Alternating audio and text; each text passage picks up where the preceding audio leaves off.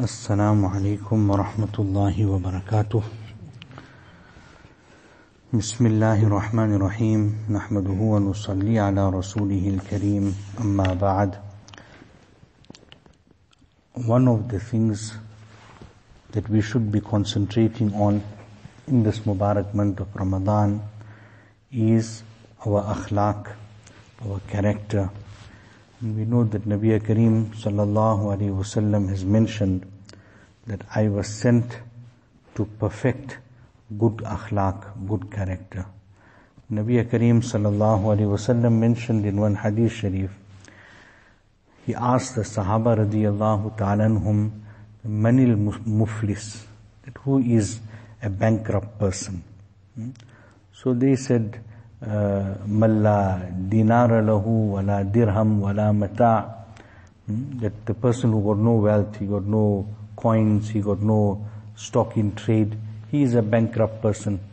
So Nabi Kareem sallallahu alaihi wasallam then mentioned that a bankrupt person in my ummat is that person who comes on the day of Qiyamah and he had performed a lot of salah, he had kept a lot of roza, he had given a lot of charities. In other words, he engaged in different forms of ibadat. But his situation was such, shatama hadha, wa qadafa hadha, wa safaka dama hadha, that he swore this one, he slandered that one, he killed that one, daraba hadha, he hit this one. In other words, his akhlaq was not right. His akhlaq was not right. He was oppressing people, swearing people, fighting with people. And with the result, now on the day of Qiyamah, he will have to pay back all those people whom he hurt, all those hearts that he sliced. He will have to pay back those rights that he usurped. He will have to pay back. So now all those good deeds of his will be taken and they will be given to all those people, whoever he hurt, whoever. And sometime it will happen that all his good deeds are depleted, but there are still people whom he is owing. So now what will happen? Their evil deeds will be taken and placed on him. So the person would have come on the day of Qiyamah and he was in a good wicket, he was in a good standing. But because of his bad akhlaq, his situation comes that now he is in a minus, right? So then the malaika will be instructed to seize him and throw him into the fire of Jahannam. Allahumma hafazna min, Allah Ta'ala protect us. So in this Mubarak month, when we're making tawbah, we're making istighfar, one is from the other gunas, music, zina, what you call drugs, gambling, all those kaba'ir. But very, very important is to put our akhlaq right. So when it comes to akhlaq, there are two sides to it, right? One is what we call the razail, akhlaq-e razila, the bad qualities, right? The qualities that we need to get rid of, right? And then we get the akhlaq-e hamida, the praiseworthy qualities. Those are the qualities that we need to inculcate, we need to bring into our lives. So inshallah ta'ala, every night after Isha, we will try and discuss one quality. So we will start off with the razail, with the akhlaq-e razila, because when you want to put water into a container, first you have to make sure that the container is clean. If the container itself is impure, you can put Zamzam water inside also, it will become impure. So first we have to cleanse ourselves, right? So we will start with the akhlaq-e razila, and then inshallah ta'ala, once we have finished with the akhlaq-e razila, we will start with the akhlaq-e hamida, the praiseworthy qualities. So the first of the razail that is mentioned in this kitab, the kitab that I am reading from is called Good Character. Good Character. And this kitab is by Hazrat Maulana Masihullah Rahmatullah Ali, right? So the first of the akhlaq-e-razila that Hazrat Rahmatullah Ali discusses in this kitab is hirs. Hirs means greed. Greed. The total attachment to and engrossment in materialism. This is greed. When we talk about greed in the terms of the Sharia, then this is the meaning of greed. The total attachment to and engrossment in materialism. And unfortunately, many of us fall in this category. And this lockdown period, it's given us a chance to sit and reflect. That just like how this lockdown came and stopped, we had to just stop business, everything had just come to an end, right? One day our maut is going to come like that. Our death is going to come like that. Everything is just going to come to an end. It's just going to stop, full stop. So, this hirs, we get so attached and so involved in materialism. Now what is the dangers and the consequences of a person having this hirs in him, this greed in him or her? Greed has no end point. There's no end to it. It is like a fire. It's like a fire raging more and more as additional fuel is fed into it. A person with greed desires more and more, irrespective of how much he has already attained.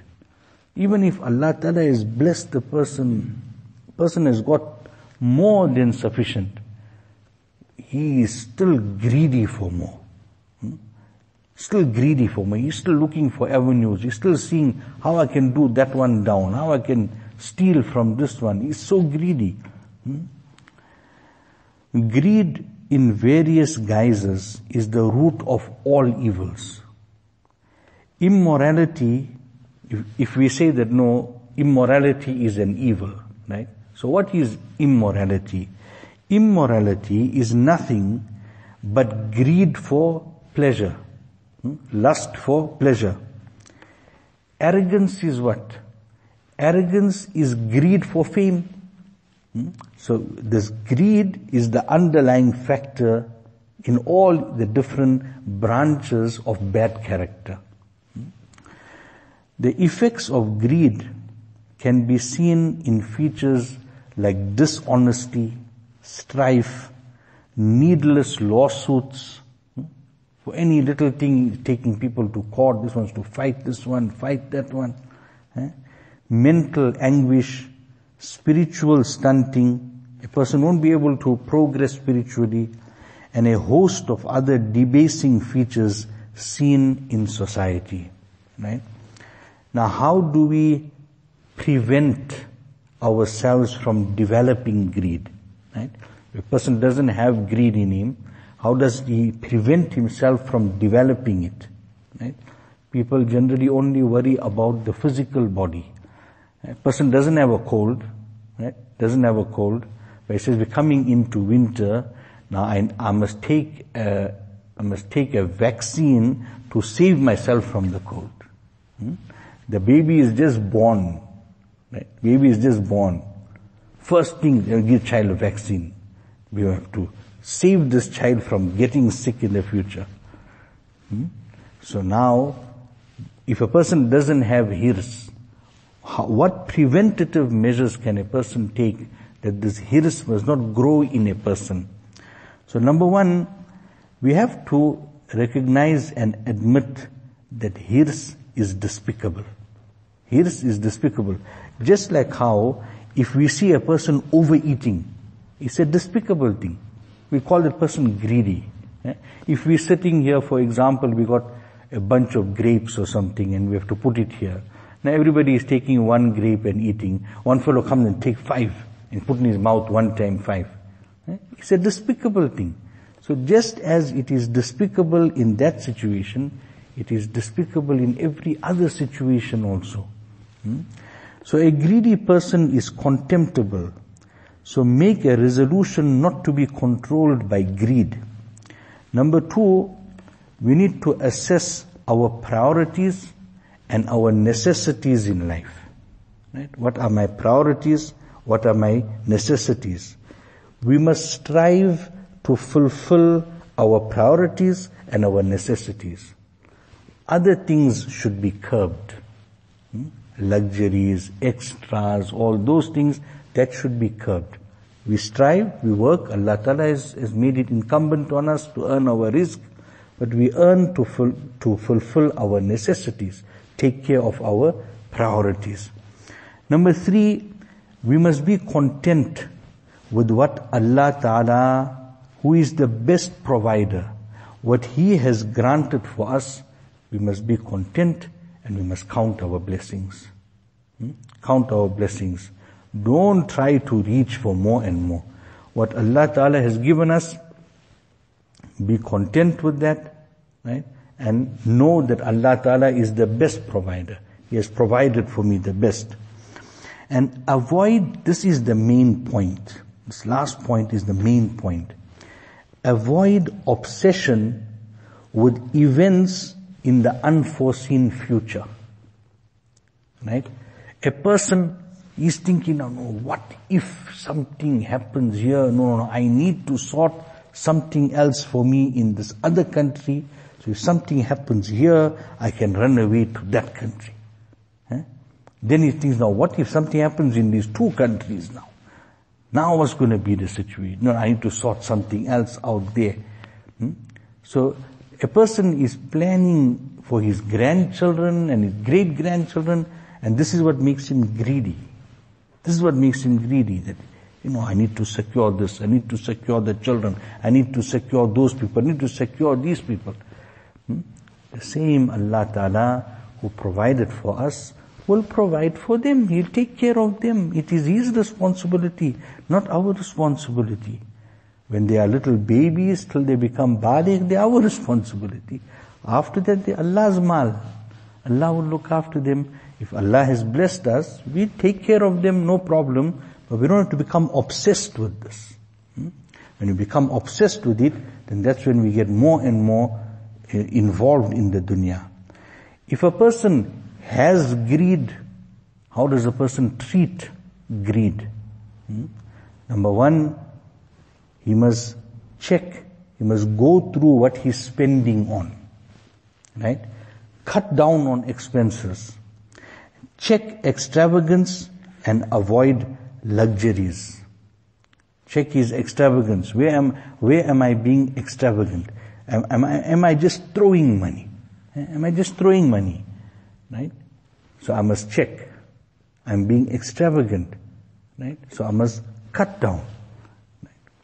Then we must fight our nafs. You see, the nafs gets used to certain things. Right? We turn the clock back, we say, we were doing without this, now why can't I do without it? So fight the nafs. Like one brother told me, he said, Moulana, I have a problem, man. Every time I see a jacket, I have to buy it. When a jacket catches my eye, I just have to buy it. So he said, I don't know how to treat this thing. So I told him, no problem. Whenever you see a jacket and you want to buy it, then what you must do, you must buy 2. You must buy 2. The other one you must give it to somebody. And then you must go home, you must only keep 3 jackets. So now you brought this new one, you put it inside, you must take out one from there and give it to somebody. A greedy person, we feel very hard to do that. He feel very hard now to buy another one, give somebody else. You don't want to spend on other people, you want to spend on himself. So automatically, his sickness went away of buying. Some people have a greed for watches. You see watches, they just have to buy. Different people have a greed for different things. So you got to fight the nafs, go against the nafs. The nafs wants the thing, ask myself, is this a necessity? Is it really important? It's not important, it's not a necessity, cut it out. Leave it out. I don't need it. Abstain not only from haram things. Haram we have to abstain from. But also from items which may be halal. It's fine. But it's non-essential. Non-essential.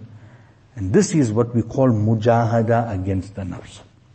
Like for example, you get now during this lockdown period, all these restaurants are closed, takeaways are closed, etc. But sometimes you get a person on a weekly basis, right? He's just ordering takeaway foods, restaurant food. Sometimes people just go into a restaurant, whole family that is surrounded in a restaurant, thousands of rands are spent. Sometimes our people, families, Allah maaf kare, on one Umrah trip they're spending 1 million rand. Just one shot like that, they are just spending, going overboard for nothing, for absolutely nothing, just being extravagant. So this is what we have to make mujahada against this. We have to strive against that, and then we will reduce the greed. So now when we reduce the greed and we spend less on ourselves because we're going to cut down on luxuries, then we mustn't start hoarding. Now that extra money, we must invest it in the bank of the akhirat. Must take that extra monies now and spend it in Allah's path. Because that's how we will be securing our hereafter. We'll be securing our akhirat. Allah Ta'ala give us tawfiq. Allah Ta'ala give me first tawfiq, give you all tawfiq, and grant the entire ummah tawfiq. So inshallah, as we go along every night, we will discuss these razail, and then we make intention to try and get rid of these razail, and then we will discuss the akhlaq hamida. Allah Ta'ala give us tawfiq to inculcate the akhlaq hamida. Subhanallah wa bihamdihi, subhanakallahumma wa bihamdik, nashhadu an la ilaha illa anta, nastaghfiruka wa natubu ilayk. Assalamu alaikum wa rahmatullahi wa barakatuh.